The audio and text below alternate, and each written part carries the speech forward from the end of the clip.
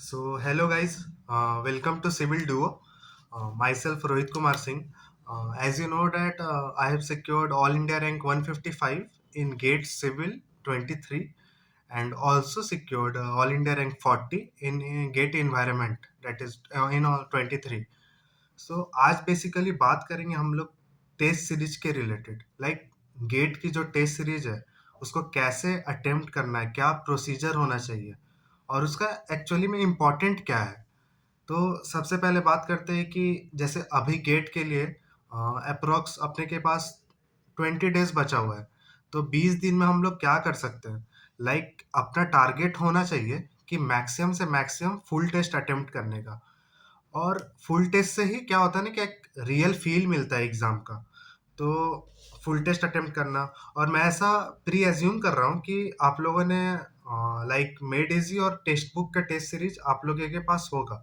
Although made easy अगर कोई किसी किसी के पास नहीं है तो कोई भी कोचिंग के आपके पास होंगे, लाइक एस का या कोई भी। तो मेड इजी या फिर एस जो भी आपके पास है, फुल टेस्ट उनसे अल्टरनेट 2 और 3 डेज के इंटरवल पे आप लोग को देते रहना है। तो उससे क्या है कि आप लोग अगर टेस्ट सीरीज देते रहेंगे तो रियल फील एक आते रहेगा। और साथ साथ क्या करना है, जैसे टेक्स्ट बुक मैंने पहले ही बोला है कि उसमें जो भी टेस्ट सीरीज है एज अ पीवाईक्यू दिया हुआ है, मतलब पीवाईक्यू जो प्रीवियस ईयर क्वेश्चन है गेट के, वो एज अ टेस्ट सीरीज दिया हुआ है इन टेक्स्ट बुक प्लेटफॉर्म।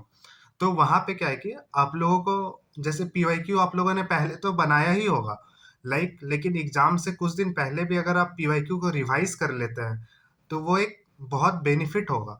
तो पीवाईक्यू को एज अ टेस्ट सीरीज आप लोगों को देना है टेक्स्ट बुक से। और वो क्या है कि रोज देना है, रोज मस्ट है आप लोग को, मतलब 1 सेट्स ऑफ पेपर तो मिनिमम देना ही है। क्योंकि आपका ही फायदा है, वो टेस्ट का टेस्ट भी हो जाएगा और साथ साथ पीवाईक्यू भी रिवाइज हो जाएगा अगर आप लोग पहले से सॉल्व किए हुए हैं। और अगर सॉल्व नहीं भी किए हुए हैं तो वो सॉल्व कर लेंगे आप लोग। ये हुआ। अब मैंने आपको क्या बोला कि पीवाईक्यू रोज देना है टेक्स्ट बुक टेस्ट सीरीज से। और मिड इजी या फिर आप लोगों ने एस का लिया होगा तो वो 2 और 3 डेज के इंटरवल पे आप लोग दे सकते हैं, क्योंकि मिड इजी और टेक्स्ट बुक का जो लेवल होता है थोड़ा डिफर करता है। तो आप लोग को हर लेवल का पेपर सॉल्व करना चाहिए ताकि एग्जाम एक्चुअल गेट एग्जाम में दिक्कत ना हो। एक दिन में ये करना है। बाकी अगर टाइम बच रहा है आपके पास तो टेस्ट के बाद जो एनालिसिस है वो करना है। एनालिसिस करना मोस्ट इम्पॉर्टेंट है टेस्ट सीरीज में। एनालिसिस करना है, अगर आपको टेस्ट देते हुए पता चला कि कौन सा कंसेप्ट कहीं पे लैग हो रहे हैं आप, या फिर कोई आपको फॉर्मूला याद नहीं हो पा रहा है, तो वो सब आपको करना है। फिर अगर और टाइम बचता है तो फिर जो पार्ट टेस्ट है वो मेड इजी का सब्जेक्ट वाइज टेस्ट जो बोलते हैं वो, या फिर टेक्स्ट बुक में वो भी दे सकते हैं। और पार्ट टेस्ट का मतलब एडवांटेज भी है, क्योंकि एक सब्जेक्ट से आपको जितना वैरायटीज ऑफ क्वेश्चन बन सकता है ना, तो वो एक पार्ट टेस्ट में आपको मिल जाता है। तो जो भी सब्जेक्ट में आपको लगता है कि आप वीक है तो उनका आप रिवाइज करके पार्ट टेस्ट दे सकते हैं। वो एक एडवांटेज ही होगा आप लोगों के लिए। पार्ट टेस्ट दे दिए, फुल टेस्ट तो देना ही है इंटरवल पे 2 3 डेज पे। और एंड होते होते आप लोग रोज फुल टेस्ट दे सकते हैं। अब ये हो गया कैसे, मतलब कैसे टेस्ट सीरीज देना है, मेडिसी और टेक्स्ट बुक का आप लोगों को बता दिया। अब बात करते हैं कि जो माहौल होना चाहिए आप लोग घर में दे रहे हैं, वो टेस्ट सीरीज का माहौल क्या रखना चाहिए आप लोगों को। पहले तो आप लोग को एक पीसफुल इन्वायरमेंट रहना चाहिए। मतलब टेस्ट दे तो मतलब आसपास हल्ला चिल्ला हो रहा है वो सब नहीं होना चाहिए बेसिकली। वो तो ठीक है। बाकी ऐसा ट्राई करिए कि लैपटॉप या सिस्टम पीसी पे ही आप लोग टेस्ट दें, क्योंकि मोबाइल पे देने से वो मोबाइल वाला आदत हो जाता है ना, तो फिर एक्चुअल में फिर वो रिफ्लेक्ट नहीं हो पाता है। तो आप लोग को ऐसा आदत बनाना है कि पीसी पे ही देना है या फिर हाँ लैपटॉप पे देना है। तो ये हुआ।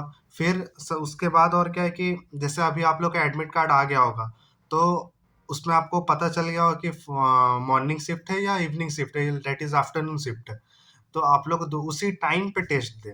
क्या है कि आपका जो होता है ना बॉडी भी टेकअप करता है वो पार्ट को, कि मतलब अगर आप 12 बजे से टेस्ट सीरीज दे रहे हैं तो उस टाइम भी आपको आदत रहेगा, नहीं तो वैसे आफ्टरनून में नींद आने का सबको मतलब आदत होता है बेसिकली। तो ये फिर टेस्ट देना। फिर पेन, पेन को टेस्ट सीरीज मतलब टेस्ट सीरीज में जितना यूज कर रहे करिए, बट एक्चुअल एग्जाम में पेन नया लेके नहीं जाना है। तो क्या है कि पेन को थोड़ा यूज़ किया हुआ पेन ले जाना है। तो अभी आप लोग टेस्ट सीरीज में पेन को 2-3 पेन यूज़ करके रखिए, जो कि आप लोग एक्चुअल टेस्ट सीरीज में लेके जा टेस्ट सीरीज बोल रहे हैं, गेट एक्चुअल एग्जाम में आप लोग लेके जा सकते हैं।